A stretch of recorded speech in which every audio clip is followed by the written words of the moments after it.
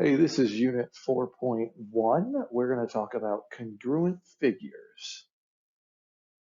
By the end of the period, you're going to be able to write congruent statements for triangles. You're going to be able to mark information in a picture given congruent statement, write the corresponding side or angle given a picture or congruent statement, and use the third angle theorem to solve for a missing angle or prove triangles congruent. Okay, we're going to be leaning heavy into triangles, but let's first talk about polygons. So congruent polygons have congruent corresponding pairs, their matching sides and angles. When you name congruent polygons, you must list the corresponding vertices in the same order. Now, if you remember what vertices mean, okay, from before, it's the corners. Okay, so in my examples here, I have the polygon ABCD. So A, B, C, D here, and I'm looking around also here on my shape. And then you have it congruent, notice the congruent symbol here, to the polygon EFGH. Now, something you got to be mindful of, and it was nice here, they are color coded, okay, but the order is really important here. So angle A right here is congruent to angle E. If I'm telling you these two shapes are congruent, then an A is congruent to E. If I start with A here, I have to start with E when I'm naming it here. So order is very important. You can't just throw them down in any order you want. Because if I had gone the polygon ADCB like that, so if I was going to go ahead and go that way with it, then what I would have to do is to finish this, okay, again, because the corresponding angles and sides that are congruent still have to match, then I would end up going EHGF. That's how you'd have to finish it. It's got to match because D is congruent to H, so D and H need to be in the same position. All right, so when we talk about our angles over here, that's what's going on. So you can easily pick out, if they give you the congruence statement, you can easily pick out which angles are congruent to each other. Things I want you to notice, the notation is very important. Okay, so when I talk about angle A, there's an angle symbol there. When I talk about angle E, there's an angle symbol there. All right, so that's also important. Let's look at the segments now. So you'll see that segment AB here is congruent to segment EF. So that means that this piece right here on the left, AB, I can put a tick mark on it if I want to, is congruent to the segment EF, which is right over here, and I can put a single tick mark there. Okay, again, now remember when you're naming segments, I could have called it BA or AB. So that order can be flipped. All right, but again, it's the same thing with EF. I could have called it FE. But again, it's very important. Notice the notation, notice the segment markings on the top. These are things that we have not talked about since the first unit. So we need to make sure, we talked a little bit about the angle stuff last unit, but since the first unit, really naming segments correctly. So notation is very important here. Okay, so now let's have some practice with congruent statements. Now, remember, if we're talking today about two triangles or quadrilaterals or whatever, okay, two polygons being congruent, every corresponding side and angle need to be marked. Now, for triangles, we're going to learn some shortcuts. That's later this week. But right now, you don't know that, okay? So let's take a look here at our markings, okay? So again, look at our corresponding sides.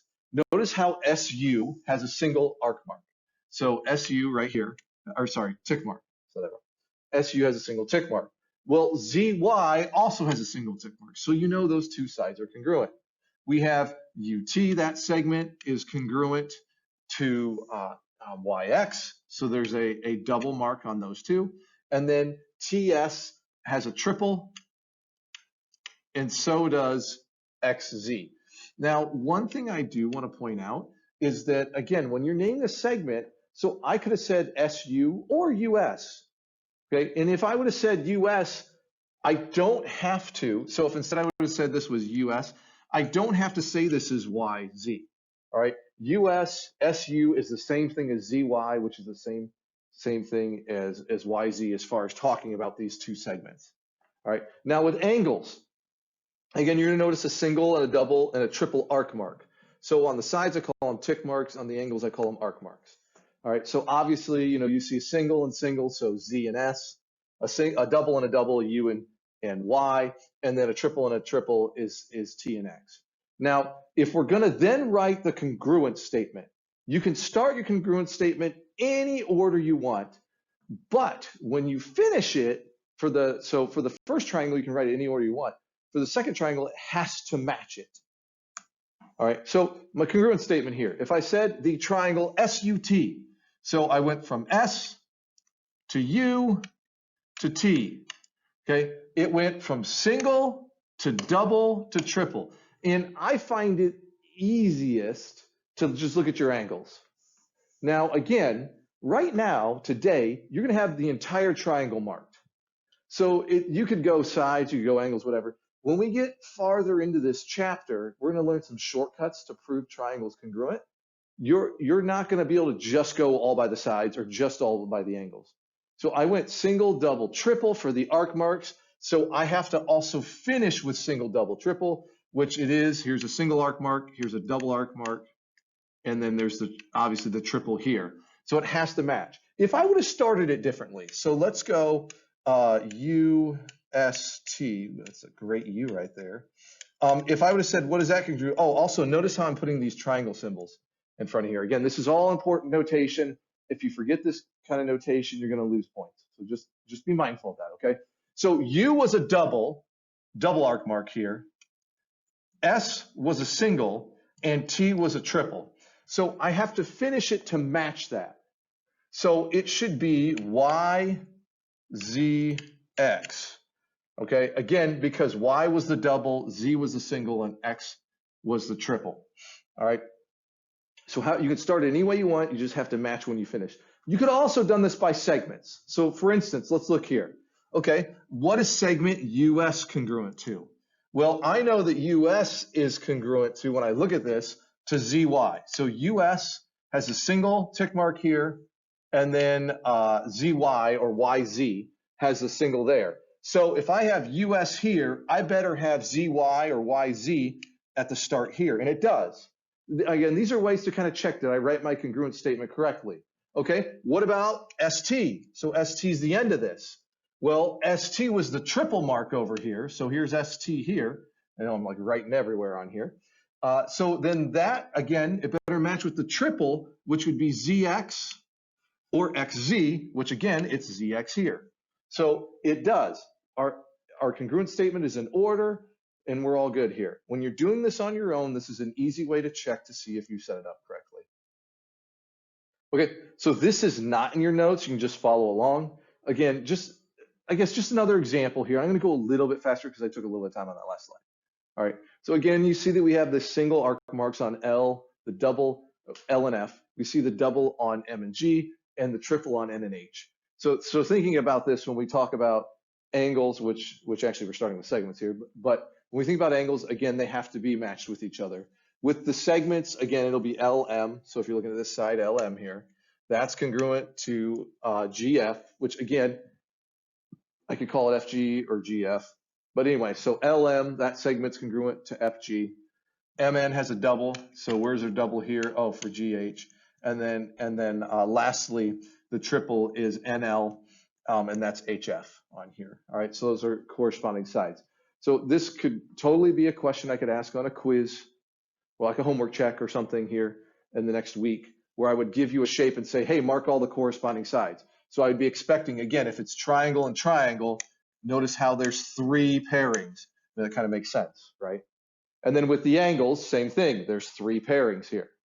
So angle L to F, M to G, and N to H. All right, and then your congruent statement, again, it's important that you're recognizing this term. When I say congruent statement, a lot of times kids I know we've done a lot of vocabulary and we do a lot of vocabulary in here, but what'll happen with students is I'll say congruent statement, they won't understand what I mean, okay? So when I'm asking for congruent statement, it's specifically saying triangle, in this case, LMN is congruent to triangle FGH. So if I'm talking about a congruent statement, and if this was a 4-sided, so like a rectangle and a rectangle, or an octagon or whatever, okay, you're writing as many letters as there are corners on your shape. Triangles, 3 letters, so you're writing 3. If this was an octagon, you would have 8 corners. I'm not going to do that to you, but you would literally write 8 letters out. So octagon congruent to okay. So moving on. So why don't you try this on your own? Try to fill this out on your own. So you have corresponding sides, corresponding angles, and congruent statement. Now remember, okay, you could have the order. Now angles aren't, you shouldn't mess up the angles. But with, well, we're going to talk about one of the special cases here.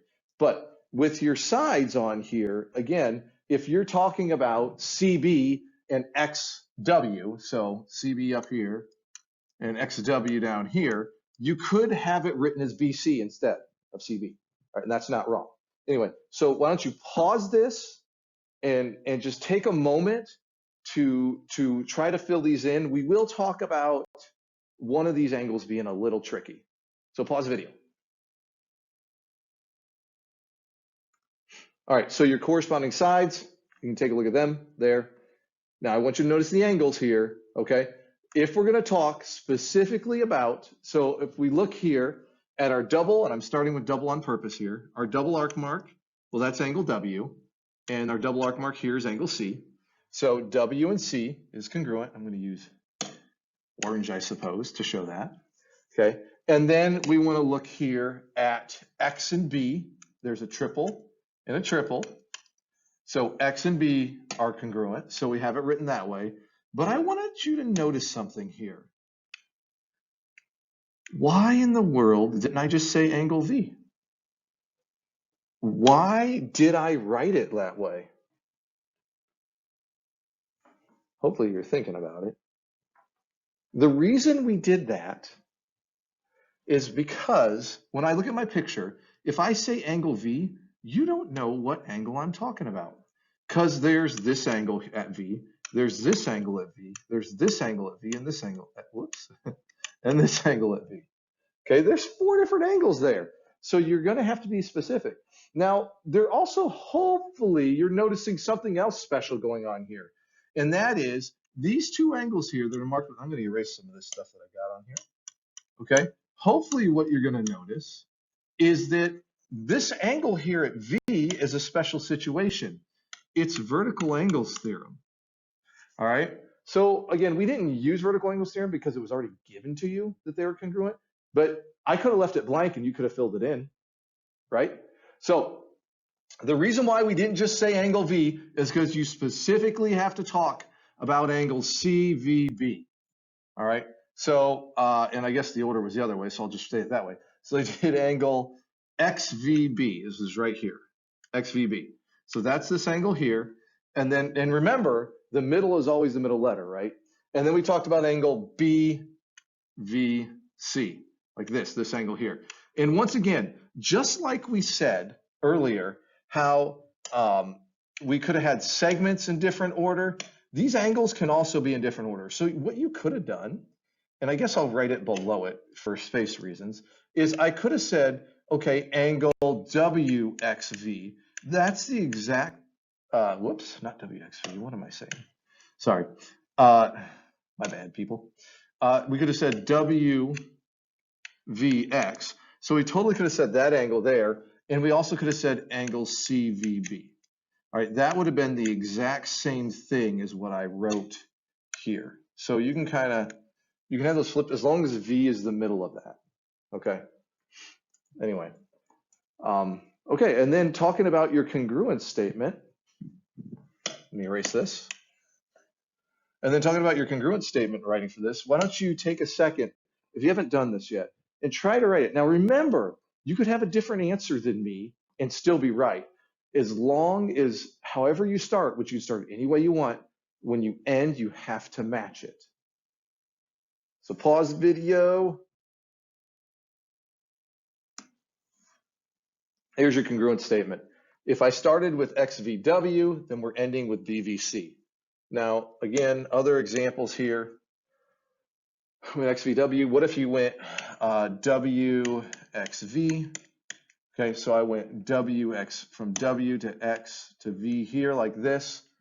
So then you would have finished it as, so WXV would be congruent to CBV. Okay, so WXV to CBV. And again, one of the easy ways to tell this is because I have a double tick mark here. and I have a triple here. If I started with WXV, I went double to triple, well, then you could do the same thing up here. Make sure you go double to triple. So it had to match that. Again, it all depends on how you started it, because I had you kind of do it on your own. Okay, so you got to match it.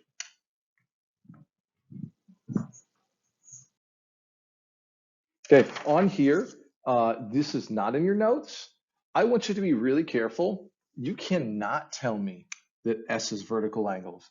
Remember what vertical angles are going to look like. Their sides have to make lines. And clearly at S, you have this side right here, and you have this side right here. Those are clearly, those two sides, they are not making a line. Now, the side here, QS, and SL, they do, but that's not good enough. You have to have both sides at that angle S. So you might be tempted to think that it's a lot like the previous slide where these are vertical angles. It's not, okay?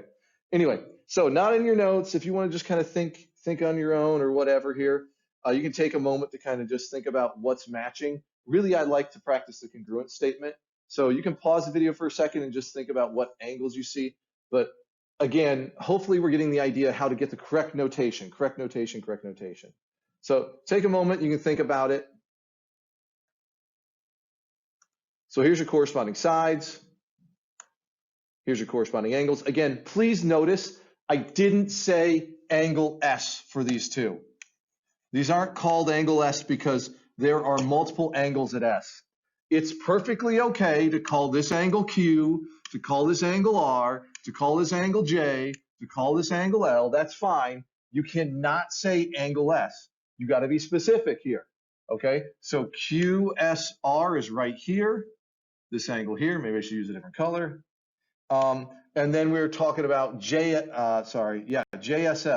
So JSL is right here. All right. So again, specific in how we're marking it is very important. So now what I'd like you to do is just kind of on your own think about how you would start your congruent statement. Actually, you know what? Let me start it for you. I'll start it for you. You finish it. So let's say I will go triangle. We'll go QSR. It's congruent to triangle blank. And honestly, this is what you'll see on a test, on a quiz. And I know my S is terrible. But this is what you'll see on a test. You will see, hey, triangle QSR is congruent to triangle blank. So why don't you pause the video, whatever you need to do, and get this, see if you can get this one right. Be really careful. Okay, so if I go QSR here, I went triple to double on here. Same thing. So I need to go triple to double, so it's JSL. Okay, you got to be careful with this. Let's see the example that we used here. We said if it's triangle RSQ, so it goes RSQ, so it went double to triple there. Okay, so then it also needs to go double to triple, so it went LSJ. Again, noticing that it was kind of sneaky because there was a triple mark here and here, and there's a lot of circles and stuff here. Whoops. So it was kind of sneaky on you that there was a triple here and here, and then a double here and here. So it was almost, it was trying to trick you, really, is what this question was saying. So whatever. Moving on. Okay, so the last part of the front, well, not the last part, the last third of your paper on your notes there, this is third angles theorem. All third angles theorem says is this: if I have two triangles with two congruent angles, then the third angle automatically is. Now, this makes sense when we think this way, okay? We know that the three angles of a triangle are going to add up to 180 degrees. And so if I was looking at my pictures here, just to throw some just random numbers in here just to do it, okay? If I said this angle was 60 degrees here, then A and D would both be, I mean, they're congruent, they're marked congruent, they both be 60. And then if I said that angle B was 50 degrees, okay, well then E would also be 50 degrees. So when you would add those two together, you'd get 110. All right. So again, it forces C and F to make up the difference, the 70 degrees that's left, to get you to 180, because the inside angles of a triangle will add to 180 degrees. It's just a fact. It's one of our facts that we know. So that would force angle C to be 70 and angle F to also be 70. So all this is saying is if I have two triangles with two congruent angles, the third angle is forced to be. It has to be congruent. That's all this theorem's saying. Okay, so now let's take a peek at these three questions at the very bottom. How do we take what we've been doing in here and start applying it? So we're given a congruent statement for all three of these questions. Let's specifically look at number one. So we have my congruent statement. That means every piece that matches on this is congruent. So angle A is congruent to angle D, okay? B is congruent to angle B. We'll talk about that in a moment. C is congruent to E. So that means angle C is 81 degrees. Now, what's interesting here is they have B congruent to B. Now, again, we should hopefully notice that, oh, well, the angle ABC, so this angle right here, and the angle DBE, those are vertical angles. Now, it's not important for this question, but they are. All right. Now, we already know what C is because it's congruent to E because they're in the same spot. C and E are in the same spot here. Okay. And then we obviously know the angle B in our left triangle. And then we're trying to find X here. Now, we hopefully remember that when I add up these three angles, I'm going to get 180 degrees.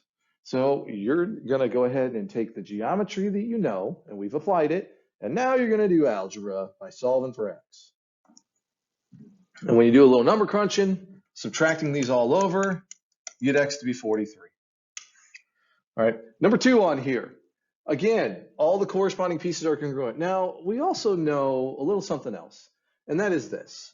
In a triangle, if it's a right triangle, and you have a right angle in there, so it makes it a right triangle, and one angle is 45, the other one has to be 45 degrees. It's just the fact of right triangles. So this is called a 45, 45, 90 triangle, which means, again, because angle C and angle M are congruent, I can take 45 and set it equal to 3x. Or in other words, x is 15. Now be careful. It wasn't meant to be a trick, but it probably feels like it. They are asking you for the variable here for this side. Now LK is 2t. Well, LK or KL is right there. It's the first two. That segment is congruent to segment AB. Well, thankfully, that's the segment they gave you over here. So you can take 4 is equal to 2t. T is 2. Last question here. Again, looking at it, and again, another issue that you could have with this one is if I say angle A is congruent to angle A, you're going to look at me like, what? What angle is you talking about? Now, I think you know that what we're saying here. But again, order is important. So I want to say, what angle is DAC congruent to? Well, again, noticing it goes DAC that way. All right, so that angle is going to be congruent to BAC, that angle there. So my angle that starts at B goes to A, goes to C. So this angle here is congruent to this one here. Now again, we could have gotten there a little bit of a roundabout way. I know that B and D are congruent, so you could put a double mark on these two. And then we also know that at C, I know that ACD, so ACD, this angle here, I'm going to put a triple because I already used a single and double, is congruent to angle ACB. So ACB goes here. So you put a triple there. So you could either done it the first way I showed, or again, remember, if I have a triangle, two triangles, and we know two angles are congruent, then the third angle is also congruent. Now, that means, again, all of this that I just said just means you can take 6x equal to 30, x is 5. I will include an answer key, but I would like for you to then take as your practice or to finish the notes, I'd like you to go through and answer the questions on this paper, okay? So there's a decent amount of questions here. I'd like you to do them all. I will make an answer key for you to check on Canvas. Anyway, and I'll talk to you more about this in class.